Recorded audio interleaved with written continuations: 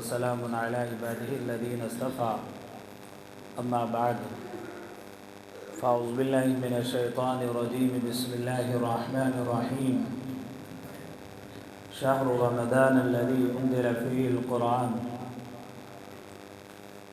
صدق الله مولانا العظيم قال النبي صلى الله عليه وسلم من صام رمضان إيمانا واحتسابا غفر له ما تقدم من ذنبه وما تأخر قال النبي صلى الله عليه وسلم من قام رمضان إيمانا واحتسابا غفر له ما تقدم من ذنبه وما تأخر أو كما قال عليه الصلاة والسلام اللهم صل على سيدنا محمد وعلى آل سيدنا محمد وبارك وسلم اللهم صل على سيدنا محمد وعلى آل سيدنا محمد وبارك وسلم اللهم صل على سيدنا محمد وعلى آل سيدنا محمد وبارك وسلم سبحان ربك رب العزة عما يصفون وسلام على المرسلين والحمد لله رب العالمين. میرے نہایت واجب الاحترام بزرگوں، رمضان المبارک کے استقبال کے تعلق سے یہ مجلس منعقد کی گئی ہے اور یہ نبی علیہ السلام کی سنت بھی ہے۔ حضرت جناب رسول اللہ صلی اللہ علیہ وسلم جب شعبان کی آخری تاریخ ہوتی تھی صحابہ کو جمع کرتے تھے اور جمع کرنے کے بعد رمضان المبارک کی اہمیت کے بارے میں بتایا کرتے تھے۔ تو آج کی جو یہ مجلس ہے رمضان المبارک کی تیاری سے متعلق یہ مجلس منعقد کی گئی ہے۔ آپ کے مولانا امام صاحب مولانا مفتی آصف صاحب دامت برکاتہم العالیہ نے اس مجلس کا انعقاد بھی اسی وجہ سے کیا ہے کہ نبی علیہ السلام کی سنت پر عمل بھی ہو جائے اور رمضان المبارک سے متعلق جس کی اہمیت نبی علیہ السلام نے بتائی ہے اس کی اہمیت بھی ہمارے سامنے آ جائے۔ رمضان المبارک کی اہمیت سے اندازہ آپ اس بات سے لگا سکتے ہیں کہ نبی علیہ السلام رجب کے مہینے سے رمضان المبارک کے آنے کی دعائیں کیا کرتے تھے۔ حدیث مبارکہ میں آتا ہے نبی علیہ السلام اللہ تعالیٰ سے دعا کرتے تھے اللہم بارک لنا فی رجب و شعبان وبلغنا رمضان، اے اللہ ہمارے رجب اور شعبان میں برکت عطا فرما اور ہمیں رمضان المبارک تک پہنچا دیجیے۔ اس سے آپ اندازہ لگا سکتے ہیں کہ نبی علیہ السلام درازی عمر کی اللہ تعالیٰ سے دعا کر رہے ہیں کہ اللہ ہمیں رمضان المبارک تک پہنچا دیجیے تاکہ رمضان المبارک میں ہم آپ کی عبادت کر کے آپ کا قرب حاصل کرنے والے بن جائیں۔ تو نبی علیہ السلام نے رمضان المبارک کے واسطے دعا کی ہے۔ پھر نبی علیہ السلام نے تمام تر صحابہ کو جمع کیا اور جمع کرنے کے بعد آپ نے ایک بلیغ خطبہ ارشاد فرمایا اور اس میں نبی علیہ السلام نے ارشاد فرمایا کہ تمہارے اوپر ایک مہینہ آنے والا ہے جو کہ برکتوں کا مہینہ ہے، رحمتوں کا مہینہ ہے، صبر کا مہینہ ہے، غمخواری کا مہینہ ہے، ایک دوسرے کے ساتھ میں ہمدردی کرنے کا مہینہ ہے۔ اس مہینے میں اللہ رب العزت بندوں کے اوپر حماتن متوجہ رحمتوں کے ساتھ میں ہوتے ہیں۔ اسی حدیث مبارکہ میں آتا ہے نبی علیہ السلام نے ارشاد فرمایا کہ رمضان المبارک کا جو مہینہ ہوتا ہے اللہ رب العزت اس مہینے میں فرضوں کا ثواب 70 فرضوں کے برابر کر دیتے ہیں اور نفلوں کا ثواب اللہ تعالیٰ فرضوں کے برابر کر دیتے ہیں۔ کتنی بڑی فضیلت کا مہینہ ہے کہ اللہ رب العزت اس مہینے میں بندوں کی عبادت پر ملنے والے اجر کو بھی بڑھا دیتے ہیں۔ تو اس میں ہمیں بھی چاہیے کہ خوب ہماتن متوجہ ہو کر اللہ تعالیٰ کی عبادت میں اپنے آپ کو لگایا جائے اور دو عبادت اس مہینے کے تعلق سے خاص ہوتی ہیں۔ نبی علیہ الصلوۃ والسلام نے ارشاد فرمایا من صام رمضان ایمانا و احتسابا غفر له ما تقدم من ذنبه وما تأخر، کہ جس نے اللہ رب العزت پر ایمان رکھتے ہوئے اور احتساب رکھتے ہوئے اللہ تعالیٰ کے لیے روزہ رکھا تو اللہ رب العزت پچھلے سارے گناہوں کو معاف فرما دیتے ہیں۔ اور دوسری عبادت جس کو اللہ کے نبی صلی اللہ علیہ وسلم نے سنت قرار دیا وہ تراویح کی نماز ہے۔ اس کے بارے میں حدیث مبارکہ میں آتا ہے نبی علیہ الصلوۃ والسلام نے ارشاد فرمایا من قام رمضان ایمانا و احتسابا غفر له ما تقدم من ذنبه، کہ جو بندہ رمضان مبارک کے مہینے میں تراویح کی نماز کا اہتمام کرتا ہے، اللہ تعالیٰ کے سامنے کھڑا ہوتا ہے اللہ تعالیٰ کے خوف کو دل میں لیتے ہوئے، تو اللہ رب العزت بندے کے پچھلے سارے گناہوں کو معاف فرما دیتے ہیں۔ خود قرآن کریم میں اللہ تعالیٰ نے قیام کے تعلق سے بیان فرمایا وَأَمَّا مَنْ خَافَ مَقَامَ رَبِّهِ وَنَهَى النَّفْسَ عَنِ الْهَوَىٰ فَإِنَّ الْجَنَّةَ هِيَ الْمَأْوَىٰ، کہ جو بندہ اللہ تعالیٰ کا خوف دل میں رکھتے ہوئے اللہ تعالیٰ کی عبادت میں لگا ہوتا ہے اور اللہ تعالیٰ کے سامنے کھڑا ہوتا ہے، تو پھر اللہ رب العزت اور بندہ اپنے آپ کو نفسانی خواہشات سے بچا لیتا ہے، فَإِنَّ الْجَنَّةَ هِيَ الْمَأْوَىٰ، تو ایسے بندوں کے لیے اللہ رب العزت نے جنت کا وعدہ کر رکھا ہے۔ تو رمضان المبارک کا مہینہ جو کہ برکتوں کا مہینہ ہے، غم خواری کا مہینہ ہے، ہمدردی کرنے کا مہینہ ہے، صبر کا مہینہ ہے، عبادت کرنے کا مہینہ ہے، اللہ تعالیٰ کا قرب حاصل کرنے کا مہینہ ہے، اللہ کی رحمت کو اپنی طرف کھینچ لینے کا مہینہ ہے۔ اس لیے ہمیں چاہیے کہ رمضان المبارک کا ایک ایک لمحہ جو کہ بہت قیمتی ہے، ہم گناہوں سے اپنے آپ کو بچاتے ہوئے اللہ تعالیٰ کی عبادت میں لگائیں۔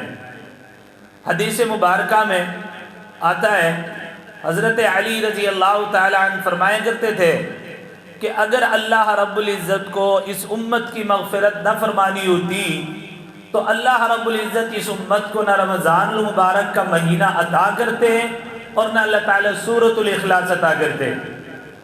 اللہ تعالیٰ نے اس امت کو رمضان کا مبارک مہینہ عطا کیا ہے اور سورۃ الاخلاص اللہ تعالیٰ نے عطا کی ہے، جو عام میں سے سبھی بندوں کو آتی ہوگی، جس کو قل هو اللہ احد کہتے ہیں۔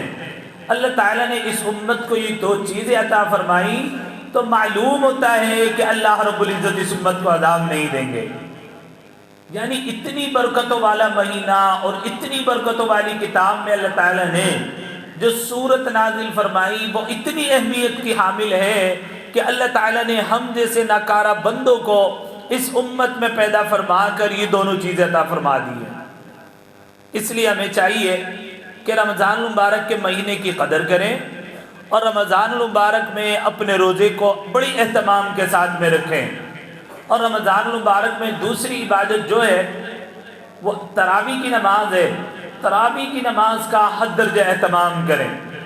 اور تیسری عبادت رمضان المبارک میں جو خاص ہوتی ہے، اللہ تعالیٰ نے قرآن کریم میں ارشاد فرمایا شہر رمضان الذی انزل فیہ القرآن، کہ اللہ رب العزت نے رمضان المبارک کے مہینے میں قرآن کریم کو نازل فرمایا ہے۔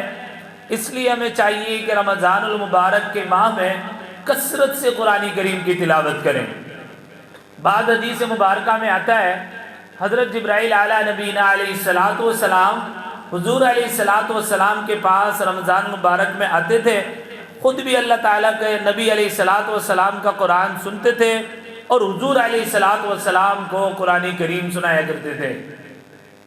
تو اس سے آپ رمضان مبارک میں قرآن کریم کی اہمیت کا اندازہ لگا سکتے ہیں کہ بڑی خصوصیت کے ساتھ اللہ رب العزت نے رمضان مبارک میں قرآن کریم کو اتارا ہے، تو ہمیں چاہیے کہ رمضان مبارک میں قرآن کریم کی تلاوت کا اہتمام کریں۔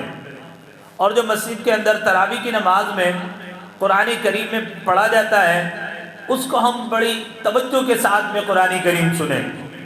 جب رات کو تراویح کی نماز پڑھیں تو دل برداشتہ کر کے نہیں بلکہ دل کو حاضر کر کے اور امام صاحب کی قرات کو ہماتن متوجہ ہو کر سنیں گے، پھر اللہ رب العزت کی معرفت کا نور ہمارے دلوں کے اندر آئے گا۔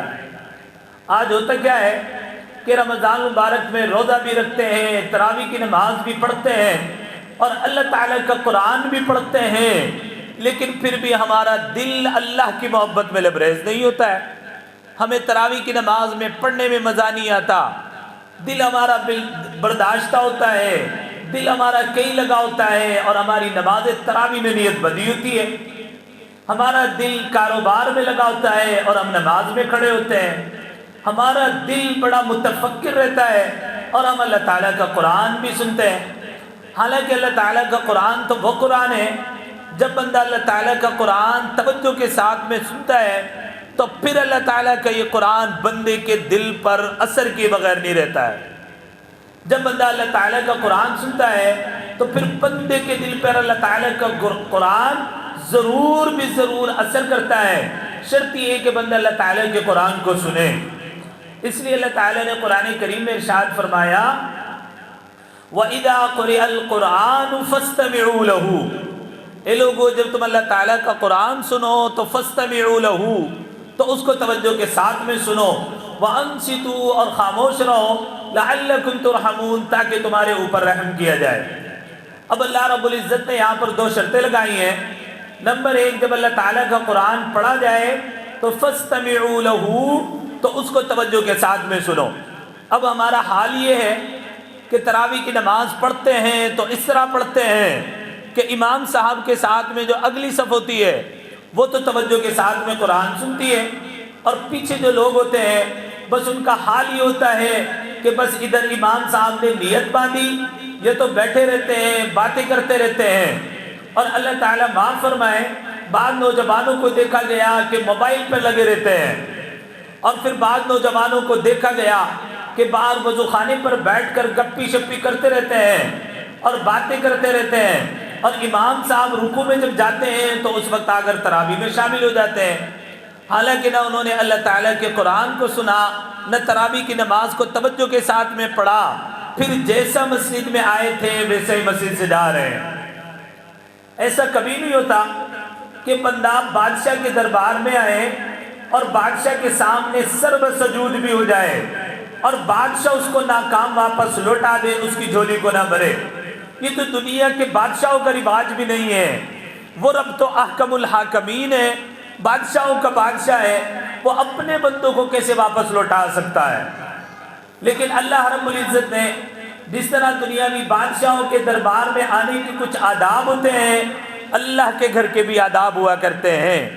جب بندہ ان آداب کی رعایت رکھتے ہوئے اللہ تعالیٰ کے سامنے سر بسجود متوجہ ہو کر انہماک کے ساتھ اپنے رب کی بندگی کرتا ہے تو پھر اللہ رب العزت اپنے بندے کی طرف متوجہ ہوتے ہیں اور اپنی رحمت کا نور اپنے بندے کے دل پر القا فرما دیتے ہیں۔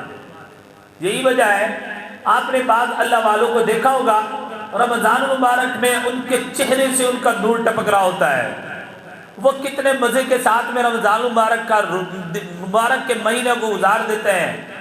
اور بعد آپ نے فاسق و فاجر انسان کو دیکھا ہوگا کہ اگر وہ کسی دن روزہ رکھ لیتا ہے، اب تو اللہ تعالیٰ کا فضل ہے کہ سردی کا موسم ہوتا ہے، سردی کا موسم ہے، اچھے سے روزے گزر جائیں گے، اتنی تکلیف محسوس نہیں ہوگی۔ لیکن گرمی کے رمضان میں ہم نے لوگوں کو دیکھا کہ ایک دن کا روزہ رکھا اور روزہ رکھنے کے بعد بس مار دھاڑ شروع ہو جاتی ہے، ہول پکار شروع ہو جاتی ہے اور اس کو روزے میں بڑی تکلیف محسوس ہوتی ہے۔ اب اس کو کہو کہ اللہ تعالیٰ کا ذکر کرو، اللہ تعالیٰ کا قرآن پڑھو، تو اس کی زبان خشک ہوتی ہے اور اس کا گلا خشک ہونے لگتا ہے۔ اور آپ نے دیکھا ہوگا اللہ والوں کو، اپنے امام صاحب کو، مفتی صاحب کو قرآن کریم کے ہر وقت تلاوت کرتے رہتے ہیں، ذکر و اذکار میں لگے رہتے ہیں، گھر کے کام کاج بھی کرتے ہیں، نمازیں بھی پڑھتے ہیں، بچوں کو پڑھاتے بھی ہیں، اور رات میں پھر اللہ تعالیٰ کا قرآن بھی سناتے ہیں۔ نہ ذرہ برابر چہرے پر کوئی تھکاوٹ کے آثار محسوس ہوتے ہیں، نہ دن میں ان کو کسی طرح کی تکلیف محسوس ہوتی ہے۔ یہ کب ہوتا ہے؟ جب بندے کو اللہ تعالیٰ کا قرآن پڑھنے میں لطف آنے لگتا ہے نا، مزہ آنے لگتا ہے، تو پھر بندے کو کسی اور میں مزہ نہیں آتا۔ آج ہمارا حال یہ ہے، ہم اللہ تعالیٰ کی عبادت کرتے ہیں، اللہ کا قرآن پڑھتے ہیں تو ہمیں مزہ نہیں آتا، اس کی وجہ یہ ہے کہ ہمارے دل گندے ہو چکے ہیں۔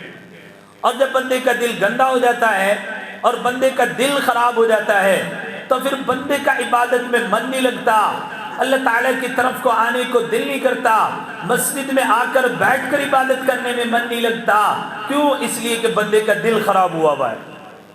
اور جب بندے کا دل بنا ہوتا ہے اور اللہ تعالیٰ کے ذکر میں بندہ اپنے آپ کو لگاتا ہے، ذکر کے حلقوں میں بیٹھتا ہے، قرآن کے حلقوں میں بیٹھتا ہے اور رات میں کھڑے ہو کر اللہ کی عبادت کرتا ہے، تو پھر بندے کا دل بن جاتا ہے، بندے کا دل نرم ہو جاتا ہے، تو پھر بندے کو عبادت میں مزہ آنے لگتا ہے۔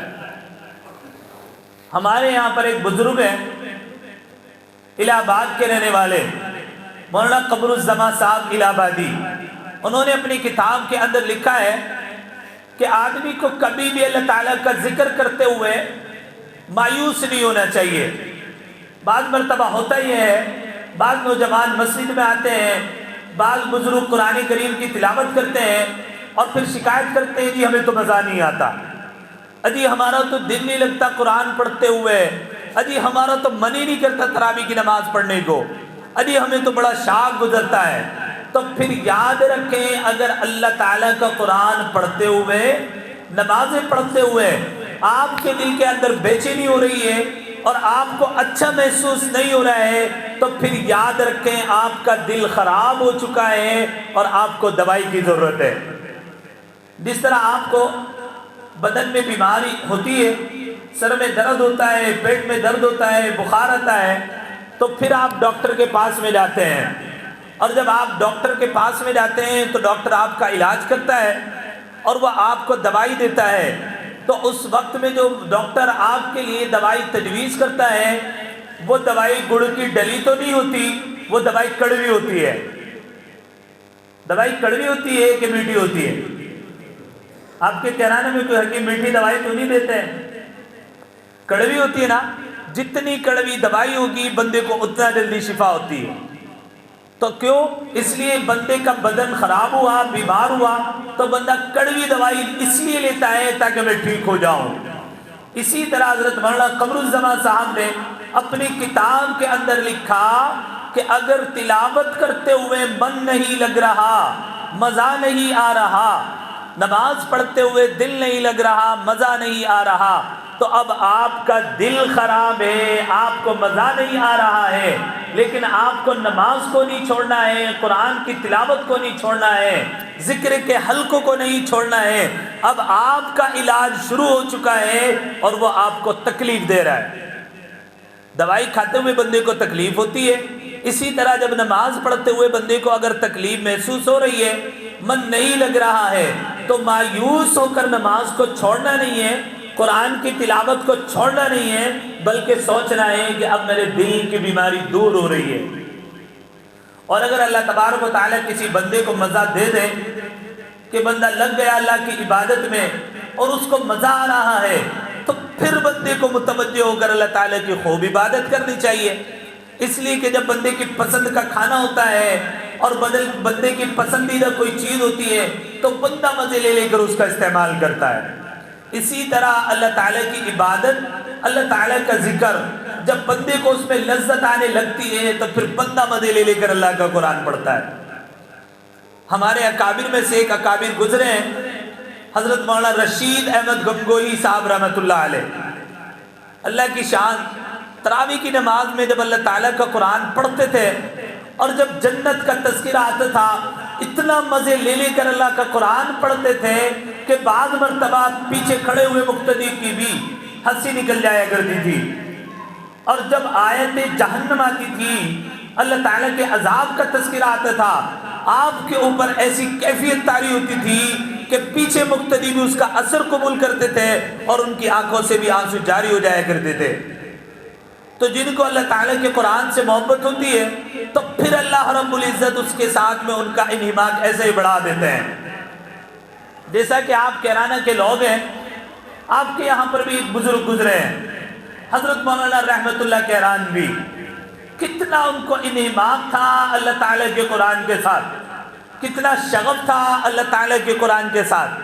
کہ ہندوستان کی سرزمین کو چھوڑ کر حجاز مقدس چلے گئے اور وہاں جا کر اللہ تعالیٰ کے قرآن کریم کا اللہ تعالیٰ نے ان سے کتنا بڑا کام لیا کہ حجاز مقدس میں اس انداز کے مدرسے نہیں ہوا کرتے تھے جس انداز کا مدرسہ آپ کی بستی کے رہنے والے مولانا رحمت اللہ کے رانوی نے مدرسہ سولتیہ کے نام سے ڈالا ہے۔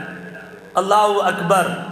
یعنی جو قرآن یہاں دربار والی مسجد میں بیٹھ کر بڑے لوگوں کو پڑھاتے تھے، مکتب کے بچوں کو پڑھاتے تھے، اللہ تعالیٰ کا فضل ہوا، حجاز مقدس گئے، وہاں جانے کے بعد بھی اسی طرح حفظ قرآن کریم کا درجہ قائم کیا، اور پھر ایک وقت آیا کہ ہندوستانی کی ایک عورت تھی جس کا نام سولت النساء تھا۔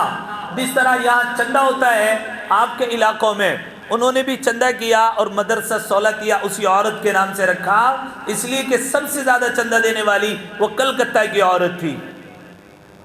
تو جب بندے کو کسی چیز سے محبت ہوتی ہے تو پھر اللہ رب العزت اس چیز کے ساتھ اس کا شغف بڑھا دیتے ہیں۔ تو ہم بھی دنیا میں جس چیز سے محبت زیادہ کریں گے، اللہ رب العزت اسی طرف ہماری توجہ کو مبذول کر دیں گے۔ اس لیے رمضان المبارک کا مہینہ جو کل شروع ہو جائے گا، ہمیں چاہیے کہ اس رمضان المبارک کے مہینے میں ہمارا کوئی لمحہ بھی غفلت کے ساتھ میں نہ گزرے، کوئی گھڑی بھی ہماری لاپرواہی اور سستی میں نہ گزرے، اللہ تعالیٰ کے ذکر میں گزرے، اللہ تعالیٰ کی عبادت میں گزرے، اللہ تعالیٰ کا قرآن کریم میں گزرے۔ اس لیے رمضان مبارک میں یہ 3 عبادتیں جو بیان کی گئی ہیں حدیث مبارکہ میں، ان 3 عبادتوں کو تو بڑے اہتمام کے ساتھ میں رکھیں۔ پہلی عبادت روزے کی عبادت ہے، دوسری عبادت قرآن کریم کی تلاوت کرنا ہے، اور تیسری عبادت تراویح میں تراویح کی نماز جماعت کے ساتھ میں ادا کرنا ہے۔ حدیث مبارکہ میں آتا ہے کہ بندہ جب روزہ رکھتا ہے تو اللہ رب العزت روزہ رکھنے والے بندے کی طرف پورے متوجہ ہوتے ہیں، اور اللہ رب العزت فرشتوں کے درمیان میں بیٹھ کر کے کہتے ہیں کہ دیکھو میرے بندے نے میرا خوف کھاتے ہوئے میری محبت میں روزہ رکھا ہوا ہے، الصوم لی وانا اجزی بہ، اس بندے نے میری محبت میں روزہ رکھا ہے، اس بندے کے اس روزہ رکھنے کے برکت کی وجہ سے اس بندے کو اجر و ثواب بھی میں عطا کروں گا۔ بلکہ روایت میں تو یوں آتا ہے الصوم لی وانا اجزی بہ، کہ جو بندہ روزہ رکھتا ہے اللہ رب العزت اس کا بدلہ خود ہے، اور بعد میں آتا ہے وانا اجزا بہ، اللہ رب العزت اس بندے کو ہو جاتا ہے۔ کیوں؟ اس لیے کہ بندہ روزے کی جو عبادت ہے خالص اللہ کے لیے کرتا ہے۔ دیگر بہت ساری عبادات ہیں، نماز ہے، حج ہے، زکوٰۃ ہے، بندہ اگر کہیں نہ کہیں شیطان بہکا لیتا ہے، نفس بہکا دیتا ہے، ریاکاری کا کہیں نہ کہیں شائبہ ہو جاتا ہے، لیکن جب بندہ روزہ رکھتا ہے تو خالص اللہ کے لیے روزہ رکھتا ہے۔ بندہ 5 وقت وضو بناتا ہے اور وضو بنانے کے بعد کلی کر رہا ہے، لیکن بندہ کلی کرتے ہوئے پانی منہ میں اس لیے نہیں لے جاتا، اس لیے اس کو معلوم ہوتا ہے کہ میں نے اپنے رب کے لیے روزہ رکھا ہوا ہے، اس لیے اپنے رب کی محبت میں اور اپنے رب کے خوف کی وجہ سے بندہ کلی کر کے پانی کو اندر نہیں نکلتا بلکہ باہر نکالتا ہے۔ بندے کا روزہ ہوتا ہے لیکن روزہ رکھنے کے بعد بہترین مشروبات اس کے سامنے رکھے ہوتے ہیں، لیکن بندہ گرمی کی شدت کو برداشت کرتا ہے، تکلیف کو برداشت کرتا ہے، اپنے نفس کو روکتا ہے، لیکن پھر بھی اس شربت کو ہاتھ نہیں لگاتا، اس لیے اس بندے کو پتا ہوتا ہے کہ میرا روزہ ہے۔ اس لیے اللہ رب العزت نے بھی فرمایا الصوم لی وانا اجزا بہ، کہ روزہ میرے لیے ہے اور اس کا بدلہ میں خود ہوں۔ باپ اندازہ لگا لیجئے کہ جس کے اللہ رب العزت خود ہو جائے تو اس بندے کے کیا ٹھکانے ہوتے ہیں۔ بعض کتب کے اندر ایک واقعہ نقل کیا ہے، اس ملک میں ایک بادشاہ گزرا، جس بادشاہ کا نام تھا محمود غزنوی، بڑا نیک دل بادشاہ تھا، اور اس کے یہاں پر ایک غلام تھا جس کا نام تھا ایاز، بڑا کالا کلوٹا آدمی، دیہات کا رہنے والا، نہ اس کا چہرہ اچھا تھا نہ اس کا حلیہ اچھا تھا، کسی بھی اعتبار سے وہ بندہ اچھا محسوس نہیں ہوتا تھا، لیکن بادشاہ کے مصاحب میں بادشاہ کی خدمت کرتے کرتے بادشاہ کے مصاحبین میں داخل ہو گیا۔ بادشاہ کے بہت زیادہ قریب ہو گیا اور بادشاہ سے انتہائی درجے اس بندے کو محبت تھی۔ میں بتانا یہ چاہتا ہوں کہ دیکھو دنیا کے بادشاہ اور دنیا کے غلام کو اپنے بادشاہ سے کیسے محبت ہوتی ہے، اور پھر بادشاہ بھی کیسے محبت کرتا ہے۔ تو احکم الحاکمین جو ہمارا رب اللہ ہے وہ اپنے بندوں سے کتنی محبت کرتا ہے۔ اللہ کی شان، محمود غزنوی کی خدمت میں وہ بندہ آیا اور آ کر کے بہت قریبی لوگوں میں شمار ہونے لگا۔ اب بادشاہ کے بہت سارے وزیر وزراء تھے، ان کے دل میں بات آئی کہ یہ چند دن کا مہمان یہاں پر آیا اور بادشاہ کی خدمت کر کے بادشاہ کے اتنے قریب ترین لوگوں میں شمار ہونے لگا، تو حسد اس سے کرنے لگے اور حسد کی بنا پر انہوں نے بادشاہ سے شکایت کر دی کہ بادشاہ سلامت، یہ جو ایاز نامی آدمی تمہارے یہاں پر رہتا ہے اور آپ کا اس نے اتنا قرب حاصل کر لیا ہے، ہمیں محسوس ہوتا ہے کہ یہ تمہارے دربار سے چوری کرتا ہے۔ بادشاہ کو بڑا یقین تھا کہ ایاز کبھی ایسا نہیں کر سکتا، لیکن بادشاہ نے ان کی پریشانی، ان کا حسد دور کرنے کے لیے 2 آدمیوں کو لگایا اور کہا کہ بادشاہ یہ ایاز جو ہے اس کے گھر جا کر اس کی تجوری کی تلاشی لو۔ اب بادشاہ کے یہاں سے 2 سپاہی گئے اور جانے کے بعد ایاز کے کمرے میں داخل ہوئے۔ داخل ہونے کے بعد دیکھتے کیا ہیں، ایک چارپائی ہے اور وہاں پر بس ایک تجوری رکھی ہوئی ہے۔ اب وہ ایاز سے جو ہے تجوری کی چابی طلب کرتے ہیں۔ اب ایاز جو ہے جیب سے تجوری کی چابی نکال کر ان کے ہاتھوں میں دے دیتا ہے، ان کے ہینڈ اوور کر کے کہتا ہے کہ آپ آسانی سے تلاشی لے سکتے ہیں۔ اب وہ دونوں سپاہی اپنا چابی کو کھولتے ہیں، اس کو الماری کو کھولتے ہیں، اندر سے دیکھتے کیا ہیں کہ اس الماری کے اندر ایک پھٹا ہوا کرتا تھا اور ٹوٹی سی چپل رکھی ہوئی تھی۔ حیرت زدہ ہو جاتے ہیں کہ سنا تھا کہ بادشاہ کی خزانے کی چوری کرتا ہے اور بہت سارا مال اس نے اپنے یہاں پر رکھا ہوا ہے، اور اس کی تجوری میں تو فقط پھٹا ہوا ایک ٹکڑا ٹاٹ کا جو اپنے بدن پر لپیٹتا ہے کرتے کی شکل میں، اور ٹوٹی سی چپل رکھی ہوئی ہے۔ سپاہی بہت کچھ تلاش کرنے کی کوشش کرتے ہیں لیکن ان کو کچھ ہاتھ نہیں لگتا۔ جا کر بادشاہ کو بتاتے ہیں کہ بادشاہ سلامت، ہم نے اس کی تجوری کو دیکھا ہے لیکن فقط ایک پھٹا ہوا کرتا تھا اور ٹوٹی سی ایک چپل تھی، اس کے علاوہ میں اور کچھ نہیں ملا۔ بادشاہ کو بڑا خیال آیا تو بادشاہ نے پوچھا، ایاز تمہارے اوپر چوری کا الزام عائد ہوا ہے اور لوگوں نے تمہارے اوپر چوری کا الزام لگایا ہوا ہے اور تمہاری انویسٹیگیشن بھی کی جا چکی ہے، لیکن تمہارے پاس کچھ ملا تو نہیں ہے، لیکن جو ملا ہے اس نے سب کو تعجب میں ڈالا ہوا ہے۔ اب ایاز سے بادشاہ کہنے لگے، ایاز یہ بات تو بڑی حیرت زدہ کرتی ہے کہ تمہاری تجوری کے اندر کوئی پیسہ نہیں تھا، کوئی زیورات نہیں تھے اور کسی طرح کی کوئی چیز بھی نہیں تھی، فقط ایک پھٹا ہوا کرتا اور ٹوٹی ہوئی چپل تھی، اس کا کیا ماجرا ہے؟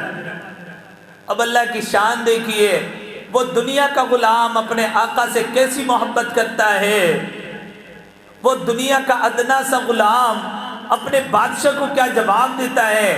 وہ کہتا ہے کہ بادشاہ سلامت، ایک زمانہ وہ تھا کہ میں دیہات میں رہا کرتا تھا، میری زبان اچھی نہیں تھی، میرا لباس اچھا نہیں تھا اور میرے مصاحب بھی اچھے نہیں تھے، میں آپ کی خدمت گزار بنا تو آپ نے مجھے پہننے کا لباس بھی دیا، بولنے کی زبان بھی عطا کر دی اور اپنے قریب ترین لوگوں میں شمار کر لیا، لیکن یہ ساری نعمتیں استعمال کرنے کے بعد جب میں گھر جاتا تھا تو وہ لباس جو پہلے دن میں آپ کے دربار میں پہن کر کے آیا تھا، وہ لباس میرے بدن کے اوپر زیبتن تھا، میں نے اس لباس کو اپنی تجوری میں رکھا ہوا تھا تاکہ میں روزانہ اپنی حقیقت حال جان سکوں کہ ایاز تمہاری حقیقت بس اتنی تھی کہ تمہارے کوئی پوچھنے والا نہیں تھا اور تمہارے بدن کے اوپر ٹوٹا سا ایک پھٹا ہوا سا کرتا ہوا کرتا تھا اور تمہارے پاؤں میں جوتی ٹوٹی ہوئی ہوا کرتی تھی، تو بادشاہ سلامت میں کیسے آپ کے خزانے کی چوری کر سکتا تھا؟ میں کیسا آپ کے احسان کا بدلہ ہی چکا تھا کہ آپ کے خزانے میں سے چوری کرتا؟ اس لیے میں تو اپنی حقیقت روزانہ اس تجوری میں جا کر تلاش کرتا تھا کہ ایاز تمہاری بس حقیقت اتنی ہے۔ اب اس سے ایک سبق حاصل ہوتا ہے، ہم اللہ تعالیٰ کے کتنے گناہ گار خطا کار بندے ہیں اور کتنے ہم نالائق بندے ہیں، رات دن گناہ کرتے ہیں، اللہ کی نعمتوں کو استعمال کرتے ہیں، کھانے پینے کی بے شمار نعمتیں اللہ تعالیٰ نے ہمارے اوپر نچھاور کر رکھی ہیں، چند گھنٹوں کے لیے ہم نے اپنے پانی سے رک گئے، کھانے پینے کی چیزوں سے رک گئے، اور جن چیزوں سے اللہ تعالیٰ نے رکنے کا حکم دیا ان چیزوں سے رک گئے۔ ان تمام تر چیزوں سے رکنے کے بعد اللہ نے بدلہ یہ دیا، الصوم لی وانا اجزا بہ، اے میرے بندے یہ روزہ میرے لیے ہے اور تو نے میرے لیے روزہ رکھا ہوا ہے تو اس کا بدلہ بھی میں خود ہوں۔ اب آپ اندازہ لگائیں، اللہ تعالیٰ جس بندے کو ہو جائیں تو اس کو کس چیز کی ضرورت ہے؟ جب دنیا کا ادنا سا غلام اپنے مالک سے اتنا رشتہ جوڑ سکتا ہے، اس کا اتنا وفادار ہو سکتا ہے کہ اس کی نعمتوں کو استعمال کر کے اپنی حقیقت کو نہیں بھولتا، تو ہم گناہ گار خطا کار بندے اللہ کی کتنی نعمتوں کو استعمال کرتے ہیں اور اللہ کی فرما برداری کرنے پر اللہ اتنا نواز رہے ہیں، تو پھر ہمیں اللہ تعالیٰ کی ان نعمتوں سے کیوں فائدہ نہیں اٹھانا چاہیے؟ اسی بندے کا ایک واقعہ اور کتابوں کے اندر لکھا ہوا ہے، پھر کچھ دن کے بعد وزیروں کو اشکال پیدا ہوا اور پھر کہنے لگے کہ بادشاہ سلامت، اس کا چہرہ بھی اچھا نہیں، یہ آپ کے برابر میں ہمیشہ کھڑا رہتا ہے، بعض لوگوں کو یہ بات بڑی گراں گزرتی ہے، ذرا آپ اس سے دور رہا کریں۔ بادشاہ نے کہا کہ نہیں، ایسا نہیں ہے، اس کو میں نے اپنے قریب رکھا ہوا ہے تو اس کے اندر کوئی صفات ایسی ہے جس کی وجہ سے میں نے اس کو اپنے قریب رکھا ہوا ہے۔ لیکن وزیروں کو ناگوار گزرتی تھی۔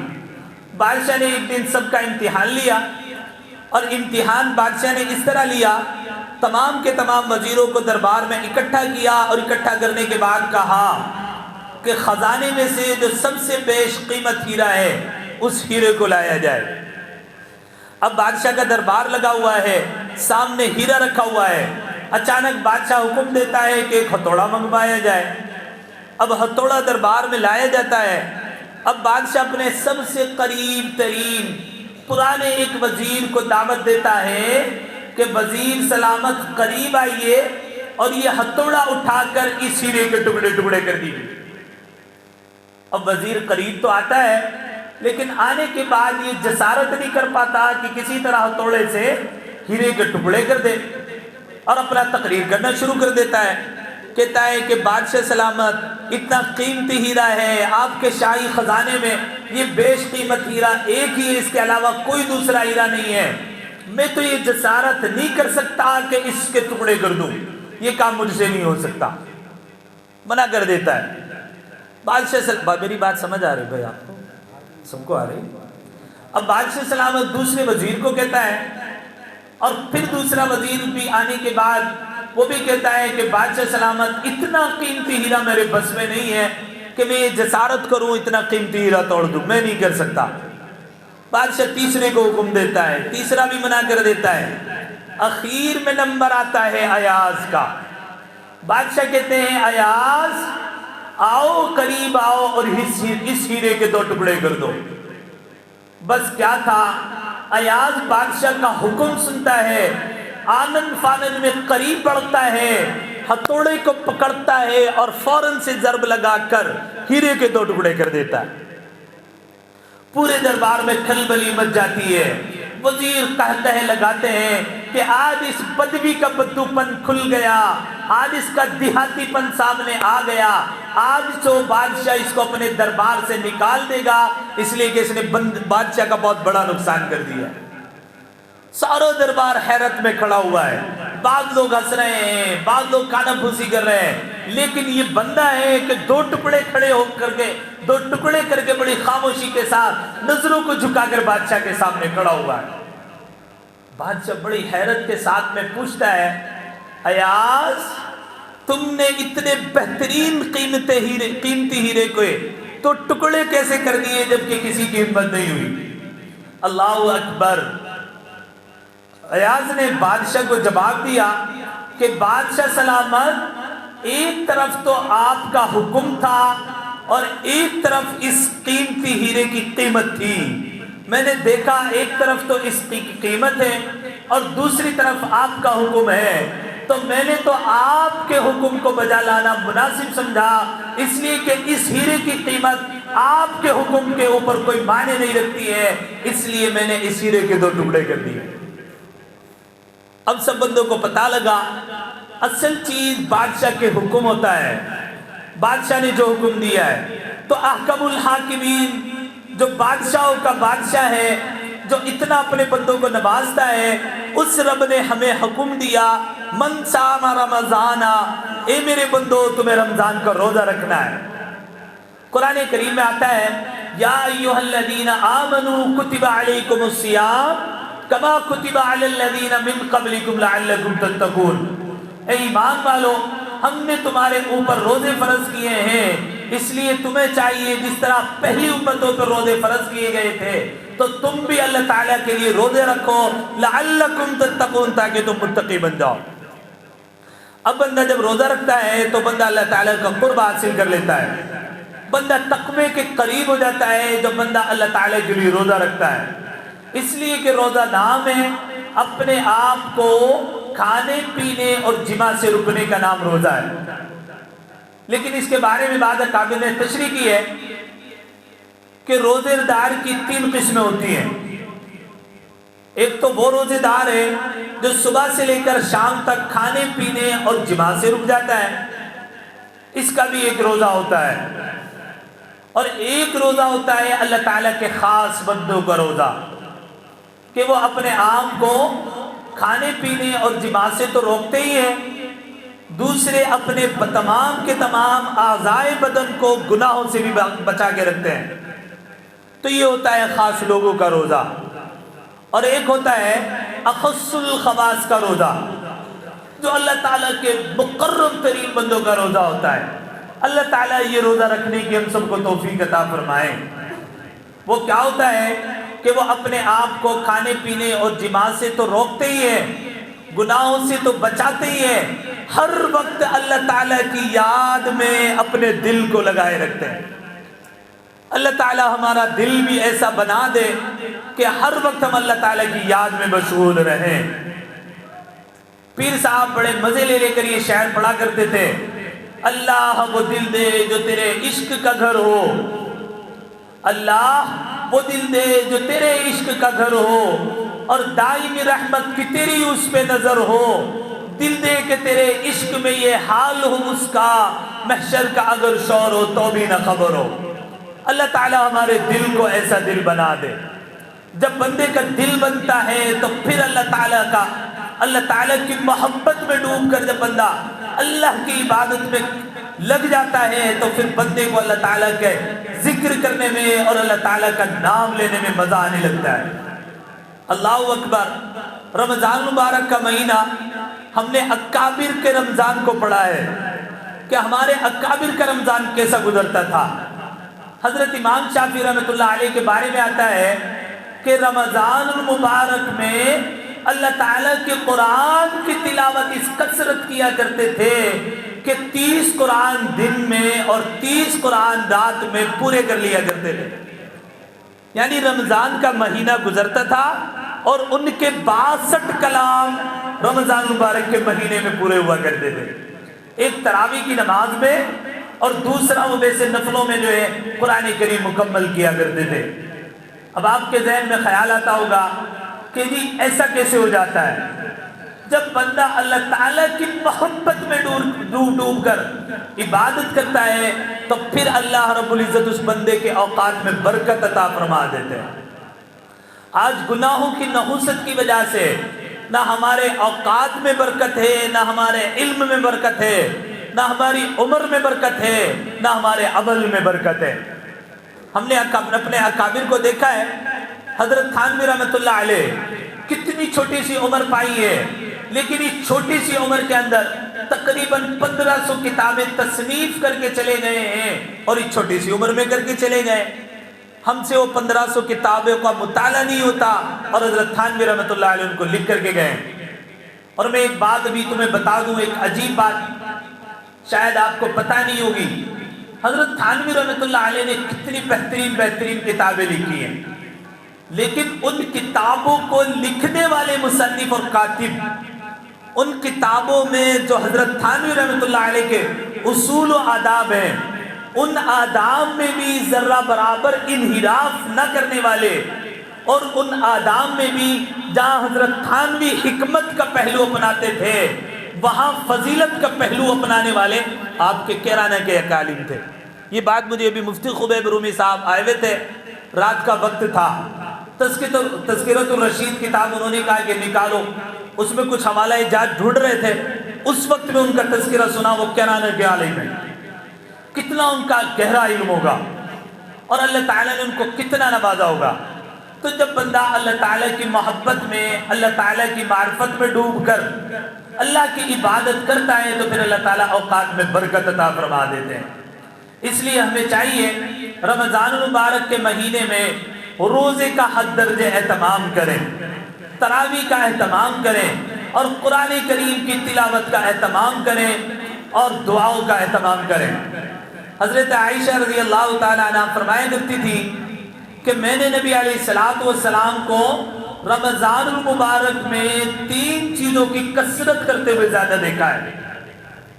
نمبر 1، رمضان المبارک کا مہینہ آتا تھا تو حضور علیہ السلام بہت زیادہ مجاہدہ فرماتے تھے، عبادت میں اپنے آپ کو تھکاتے تھے، خود بھی عبادت میں تھکتے تھے اور اپنے گھر والوں کو بھی تھکایا کرتے تھے۔ دوسرے، حضرت جناب رسول اللہ صلی اللہ علیہ وسلم رمضان المبارک میں کثرت سے اللہ تعالیٰ کے قرآن کی تلاوت کیا کرتے تھے۔ اور تیسرے، اللہ کے نبی صلی اللہ علیہ وسلم رمضان المبارک کے مہینے میں کثرت سے اللہ تعالیٰ سے دعا مانگا کرتے تھے۔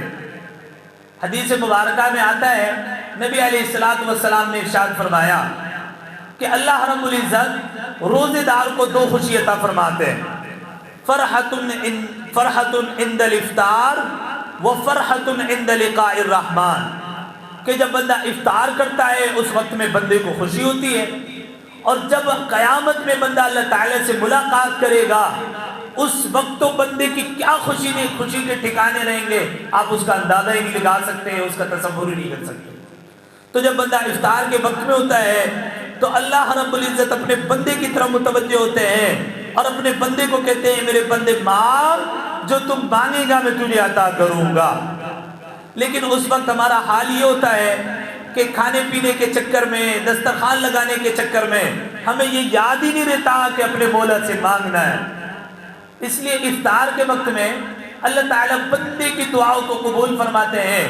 اس لیے چاہیے کہ اپنے افطار کا جو وقت ہو اپنا دسترخوان کم از کم 15 منٹ پہلے لگا کر دسترخوان پر بیٹھ کر اللہ تعالیٰ سے خوب دعائیں مانگے۔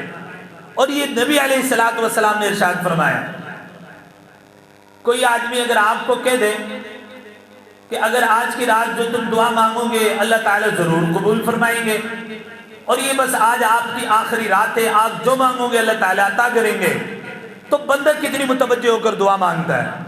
لیکن یہ بات کہ افطار کے وقت اللہ تعالیٰ اپنے بندوں کی دعاؤں کو سنتا ہے اور ان کی دعاؤں کو قبول کرتا ہے، یہ بات نبی علیہ السلام نے ارشاد فرمائی ہے، جو کہ 100% بالکل درست ہے۔ اس لیے ہمیں چاہیے کہ افطار کے وقت میں اللہ تعالیٰ سے دعائیں کریں۔ اور نبی علیہ السلام کا عمل بھی ہے کہ حضور علیہ السلام رمضان المبارک میں کثرت سے دعائیں کرتے تھے، تو ہمیں چاہیے کہ کثرت سے دعاؤں کا اہتمام کریں، اللہ تعالیٰ سے خوب مانگیں۔ ٹوٹے رشتے وہ توڑ دیتا ہے، ٹوٹے رشتے وہ جوڑ دیتا ہے، بات رب پر جو چھوڑ دیتا ہے اس کے جود و کرم کا کیا کہنا، لاکھ مانگو وہ کروڑ دیتا ہے۔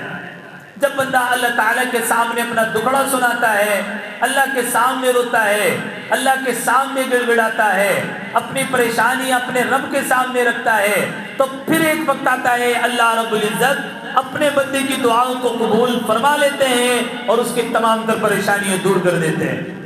اس لیے رمضان المبارک کا مہینہ اللہ تعالیٰ سے مانگنے کا مہینہ بھی ہے۔ خوب گڑ گڑا کر اللہ تعالیٰ کے سامنے روئیں، اللہ تعالیٰ سے دعائیں مانگیں اور اپنے آپ کو اس رمضان المبارک کے لیے تیار کریں۔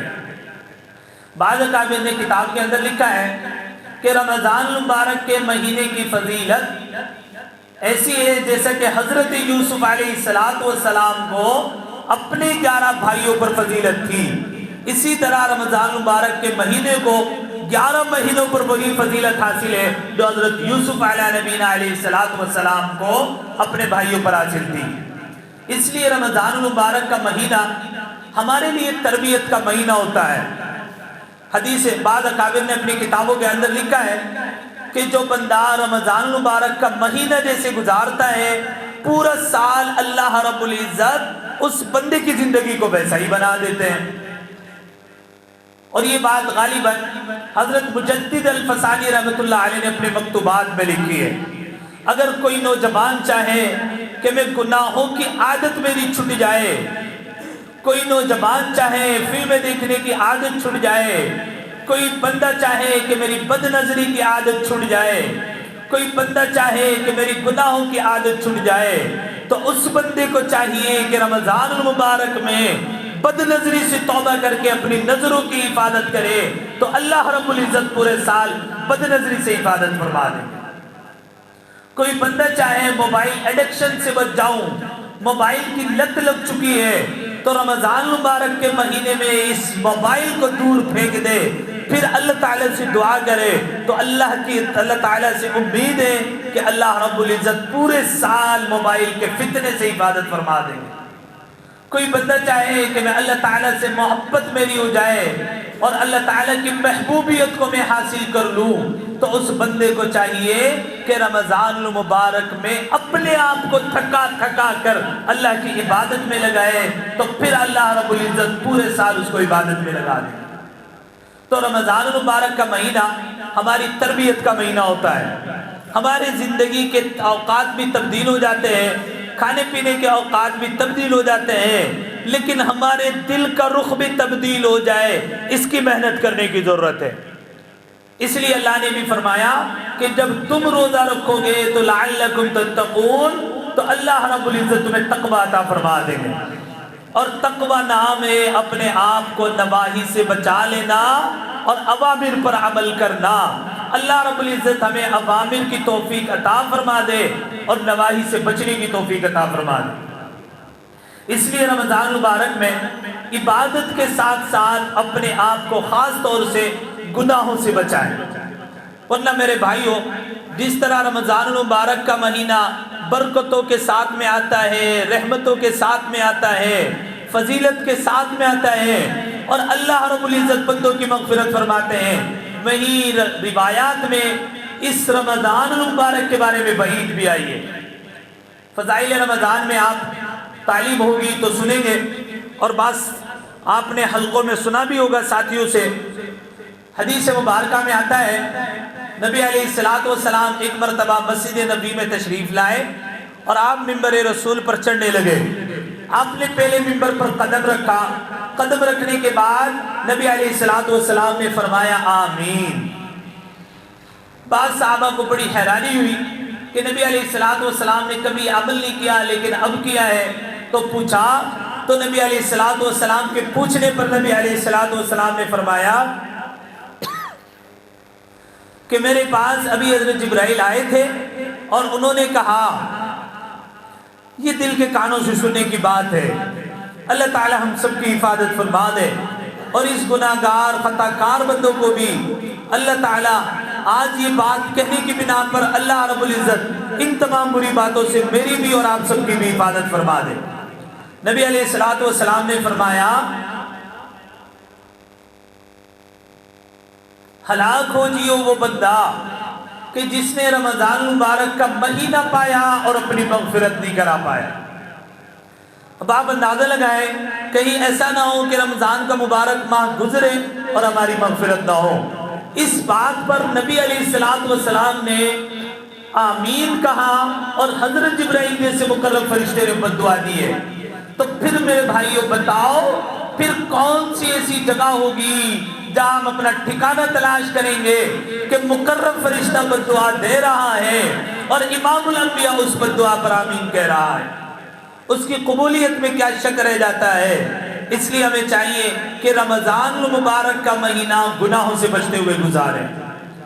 پھر روایت میں آتا ہے دوسرے اس پر قدم رکھا پھر کہا آمین۔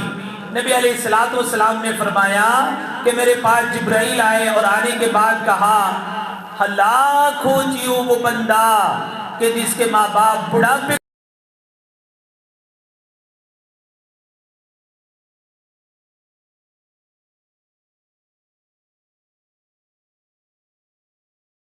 گفتگو ہوتی ہے، نہ سلام ہوتا ہے، نہ کلام ہوتا ہے، ایسے بندوں کے لیے اللہ کے نبی نے فرمایا ہلاک ہو جی وہ بندہ جس کے ماں باپ بڑھاپے کو پہنچ جائیں اور وہ اپنی مغفرت نہ کر پائے۔ اللہ تعالی ہم سب کی حفاظت فرما دے۔ یہ نبی علیہ السلام حضرت جبرائیل بد دعا کر رہے ہیں اور نبی علیہ السلام ان بد دعاؤں پر آمین کہہ رہے ہیں۔ اس لیے میرے بھائیو بزرگوں اور دوستوں ہمیں گناہوں سے بچانا چاہیے۔ اور بعض روایت میں آتا ہے کہ اللہ رب العزت رمضان میں شب قدر کی رات میں اور پھر عید کی رات میں عام معافی کا اعلان فرماتے ہیں۔ بس یہ بات کر کے اپنی بات سمیٹ رہا ہوں اور بات کو ختم کر رہا ہوں۔ حضور علیہ السلام نے فرمایا شب قدر کی رات ہوتی ہے، اللہ تعالیٰ کی عام مغفرت ہوتی ہے۔ عید کی رات ہوتی ہے، اللہ اعلان کرتے ہیں جاؤ میرے بندو آج میں نے تمہیں روزہ رکھنے کی بنا پر معاف فرما دیا۔ لیکن یاد رکھیں کچھ مخصوص بندے ایسے ہیں اللہ رب العزت نہ رمضان میں نہ شب قدر کی رات میں اور نہ عید الفطر میں عید کی نماز پڑھنے کے بعد اللہ رب العزت ان بندوں کی مغفرت نہیں فرماتے۔ نمبر 1 اللہ تعالیٰ کے ساتھ میں شرک کرنے والا، اللہ تعالیٰ اس بندے کی مغفرت نہیں فرماتے۔ میں اس کی تفصیل میں جانا نہیں چاہتا، امام صاحب آپ کو تفصیل بتائیں گے۔ دوسرے نمبر پر دل میں کینہ رکھنے والا، اللہ رب العزت اس بندے کی بھی مغفرت نہیں فرماتے۔ اب دل میں کینہ کیا ہوتا ہے؟ بندہ سامنے والے کے پاس میں کوئی چیز ہوتی ہے وہ دل میں کڑکتا رہتا ہے میرے پاس چیز ہو نہ ہو لیکن اس بندے کے پاس سے ضرور ضائع ہو جائے۔ ایک واقعہ خود روایت میں نقل کیا جاتا ہے، حضور علیہ السلام، آپ کو زیادہ وقت تو نہیں ہو رہا بھائی، سہمت تو نہیں ہو رہی آپ کے کانوں؟ نبی علیہ السلام مسجد نبی میں تشریف فرمائے، ایک نوجوان مسجد میں داخل ہوتا ہے اور داخل ہونے کے بعد حضور ایک بزرگ صحابی مسجد میں داخل ہوتے ہیں، سارے صحابہ بیٹھے ہوئے ہیں۔ نبی علیہ السلام اچانک اپنی زبان سے ارشاد فرماتے ہیں ابھی جو بندہ مسجد میں داخل ہوگا وہ بندہ جنتی ہے۔ ابو بکر بیٹھے ہوئے ہیں، عمر بیٹھے ہوئے ہیں، عثمان بیٹھے ہوئے ہیں، علی بیٹھے ہوئے ہیں، عشرہ مبشرہ صحابی میں ہی ہیں، لیکن حضور علیہ السلام اس بزرگ صحابی کے بارے میں کہہ رہے ہیں کہ جو بندہ ابھی مسجد میں داخل ہوگا وہ بندہ جنتی ہے۔ صحابہ حیران ہیں، اچانک دیکھتے کیا ہے ایک بزرگ صحابی مسجد نبوی میں داخل ہوتے ہیں، وضو کرتے ہیں اور ان کی داڑھی مبارک سے وضو کے قطرے ٹپک رہے ہیں اور نماز پڑھتے ہیں، گھر کو چلے جاتے ہیں۔ ایک نوجوان صحابی وہاں پر بیٹھے ہوئے تھے، ان کے دل میں خیال آیا کہ حضور نے ان کے بارے میں فرمایا جنتی ہیں، چلو ان کا عمل تو دیکھیں آخر ان کا عمل کیا ہے۔ وَفِي ذَلِكَ فَلْيَتَنَافَسِ الْمُتَنَافِسُونَ، صحابہ ایک دوسرے کا عمل دیکھ کر حریص ہوا کرتے تھے، ہم ایک دوسرے کا مال دیکھ کر حریص ہوتے ہیں۔ صحابہ ایک دوسرے کو دیکھ کر بھاگ بھاگ کر نیکی کرتے تھے، ہم ایک دوسرے کو دیکھ کر بھاگ بھاگ کر گناہ کرتے ہیں۔ یہ فرق ہے ہماری زندگی میں اور صحابہ کی زندگی میں۔ انہوں نے دنیا کے بھی مزے کیے، آخرت کے بھی مزے ہیں۔ ہماری تو دنیا میں بھی ذلت ہے اور آخرت تو اللہ تعالیٰ ہی جانتے ہیں۔ وہ بھاگ بھاگ کر نیکی کرتے تھے اور ہم بھاگ بھاگ کر گناہ کرتے ہیں۔ یہی وجہ ہے کہ ذلت اور رسوائی ہمارا مقدر بن چکی ہے۔ یہ صحابہ کی صفات تھی۔ وَفِي ذَلِكَ فَلْيَتَنَافَسِ الْمُتَنَافِسُونَ، کسی کے عمل کے بارے میں پتہ لگا فوراً کوشش میں لگ گئے کہ یہ کیا عمل کرتا ہے۔ ہمیں کسی کے بارے میں پتہ لگ جائے فلاں کا اچھا کاروبار چل رہا ہے، فلاں کی دکان اچھی چل رہی ہے، بس پیچھے لگ جاتے ہیں کہ یہ کاروبار یہ تو مجھے بھی کرنا ہے، یہ اس کا کاروبار کیسے خراب ہو جائے اس کی ٹاؤں میں لگ جاتے ہیں۔ وہ لوگ نیکی بھاگ کر کرتے تھے اور ہم گناہ بھاگ کے کرتے ہیں۔ اللہ ہم سب کی حفاظت فرمائے۔ خیر وہ پہنچے، جانے کے بعد کہا چچا میں آپ کے گھر پہ قیام کرنا چاہتا ہوں۔ انہوں نے کہا بیٹا ٹھیک ہے۔ اب وہ ان کے یہاں پر قیام کرنے لگے، رات بھر جاگ کر ان کو دیکھتے رہے کہ یہ کب عبادت کریں، کون سا وہ عمل کریں، جس بنا پر نبی علیہ السلام نے فرمایا کہ یہ بندہ جنتی ہے۔ ساری رات چادر سے منہ نکال کے دیکھتے رہے، لیکن دیکھا کہ عشاء کی نماز پڑھ کر کے سوئے اور فجر کی اذان پر اٹھ کر نماز کو چلے گئے، کوئی عمل نظر نہیں آیا۔ دن بھر میں ساتھ میں رہے، کوئی عمل نظر نہیں آیا۔ رات میں پھر سوچا کہ شاید آج کوئی غفلت ہو گئی ہوگی، تہجد کی نماز نہیں پڑھی، کوئی مسئلہ درپیش آ گیا ہوگا، تھکے ہوئے ہوں گے، چلو اگلے دن پھر سو کر دیکھتے ہیں۔ پھر اگلا دن آیا، یہ گزرا، رات کو پھر سوئے، ساری رات جاگ کر دیکھتے رہے، لیکن وہ عشاء کی نماز پڑھتے اور مزے سے آرام کی نیند لیتے۔ صبح کو پھر فجر کی نماز پڑھ لیتے۔ انہوں نے سوچا کہ نہ جانے کیا بات ہے، کیوں عبادت نہیں کر رہے۔ نبی نے اس کے بارے میں فرمایا جنتی ہے۔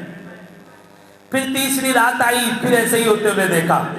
اب صبر کا پیمانہ لبریز ہو چکا تھا، جاتے ہوئے کہنے لگے چچا جان میں تو آپ کے یہاں پر اس لیے آیا تھا، رسول اللہ صلی اللہ علیہ وسلم، سب کہہ دو بھائی، صلی اللہ علیہ وسلم نے فرمایا آپ کے بارے میں کہ آپ جنتی ہیں، میں آپ کو وہ عمل دیکھنا چاہتا تھا جس کی وجہ سے نبی علیہ السلام نے فرمایا آپ جنتی ہیں، لیکن میں نے آپ کا کوئی ایسا عمل نہیں دیکھا ہے۔ اب ان بزرگ صحابی نے کہا بھتیجے ذرا قریب آؤ، میں تمہیں بتاتا ہوں کہ وہ عمل کیا ہے، اور اپنے دل کی طرف اشارہ کر کے کہا کہ بیٹا اس دل کے اندر کسی مسلمان کی طرف سے کینہ نہیں ہے، یہی وجہ ہے نبی علیہ السلام نے فرمایا کہ تو جنتی ہے۔ اب میرے بھائیوں، یہ دل میں سے ہمارے کینہ نکل جائے، اس کے لیے ہمیں کسی اللہ والے کے پاس جانے کی ضرورت ہوتی ہے۔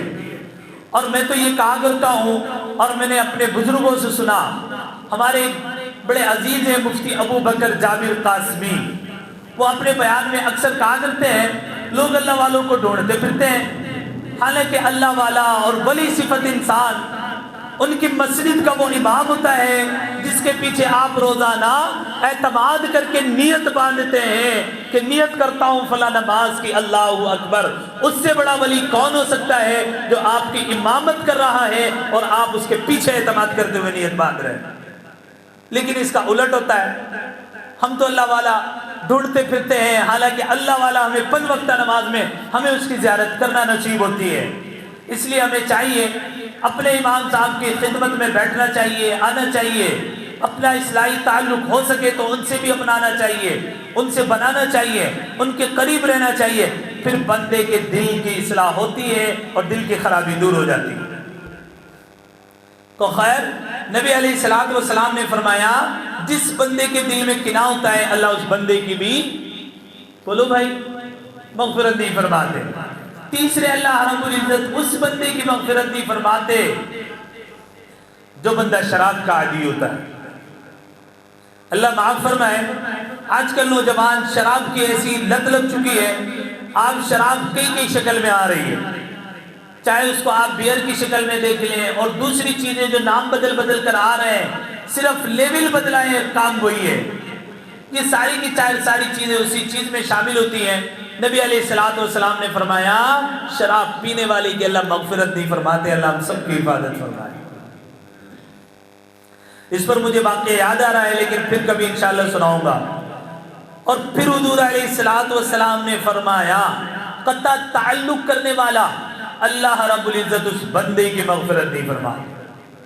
اب اس میں بعض مرتبہ لوگوں کو شبہ ہوتا ہے، بات سمجھ میں نہیں آتی۔ دیکھیں، ایک ہوتا ہے قطع تعلق، بندہ کسی سے 3 دن سے زیادہ بول چال کو بند رکھے اور بلا وجہ بند رکھے، ذرا سی بات پر قطع تعلق کرے۔ نبی علیہ السلام نے فرمایا اس 3 دن میں کوئی بھی مر جائے اللہ مغفرت نہیں فرماتے۔ اللہ ہم سب کی حفاظت فرمائے۔ اب قطع تعلق کب داخل نہیں ہوتا؟ بعض لوگ سوال کرتے ہیں کہ جی اس نے میرا اتنا نقصان کیا، میرے حق کو دبا لیا۔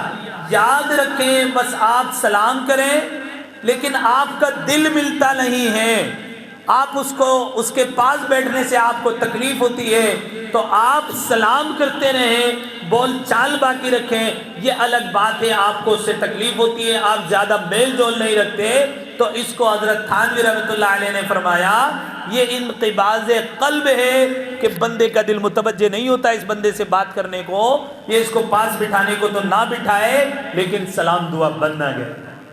اور یہ ایسا ہی ہے، حضور علیہ السلام کے پاس جب ہندہ توبہ کرنے کے لیے آئی، جس نے حضور کے چچا کا کلیجہ چبایا، نبی علیہ السلام نے اس کو معاف بھی فرمایا اور اس نے کلمہ پڑھ کر مسلمان بھی ہوئی، لیکن نبی علیہ السلام نے انقباض قلب کی بنا پر فرمایا کہ تمہارا چہرہ دیکھ کر مجھے چچا یاد آتے ہیں اور مجھے تکلیف ہوتی ہے، تو تم میرے سامنے مت آیا کرو۔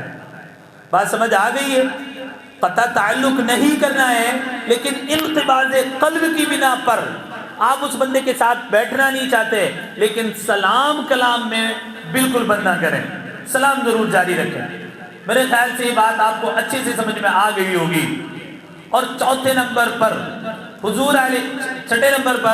نبی علیہ السلام نے فرمایا کہ جو بندہ ماں باپ کا نافرمان ہوتا ہے، اللہ رب العزت اس بندے کی بھی مغفرت نہیں فرماتے۔ تقریباً یہ 6 لوگ ہو گئے ہیں۔ رمضان کا مبارک ماہ ہو، مبارک راتیں ہوں، عید کا دن ہو، اللہ رب العزت ان بندوں کی مغفرت نہیں فرماتے۔ اللہ رب العزت ان تمام برائیوں سے ہم سب کی حفاظت فرمائے، اور اللہ رب العزت رمضان المبارک کا مہینہ جو ہماری تربیت کا مہینہ ہے، ہماری زندگی کے بدلنے کا مہینہ ہے، اللہ رب العزت یہ رمضان المبارک کا مہینہ اس کے اصول، آداب اور مستحبات کی رعایت رکھتے ہوئے گزارنے کی توفیق عطا فرمائے، اور اللہ رب العزت رمضان مبارک کے اس ماہ میں روزے رکھنے کی، تراویح پڑھنے کی، ذکر و اذکار کرنے کی توفیق عطا فرمائے۔ وما علینا الا البلاغ۔